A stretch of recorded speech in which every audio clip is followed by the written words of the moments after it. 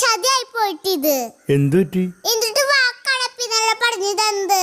അത് പുതിയ വാക്കുകളാണ്. വളയ്ക്കണ മൂടാണ്. അപ്പയുടെ പുതിയ വാക്കാരനെ എനിക്ക് ഇന്നും കിട്ടി കോഴിമുട്ട. നീ എന്നോട് ചോദിച്ചത് 5 പുതിയ വാക്കുകളല്ലേ?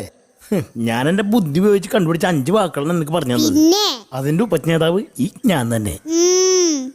ടീച്ചറിനോട് ചോദിച്ചത് എന്നിട്ടാണറിയോ, ഏത് വിവരദോഷാണ് ഇങ്ങനെയൊക്കെ പറഞ്ഞു തന്നെ.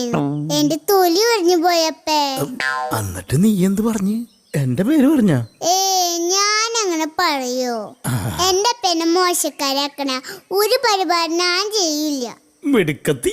ഞാൻ പറഞ്ഞേ വീടിനടുത്തുള്ളൊരു വിവരദോഷാണ് എനിക്ക് പറഞ്ഞു തന്നേന്ന്.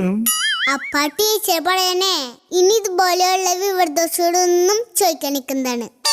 അങ്ങനെ ഞാനപ്പയുടെ മാന രക്ഷിച്ചു അല്ലപ്പേ.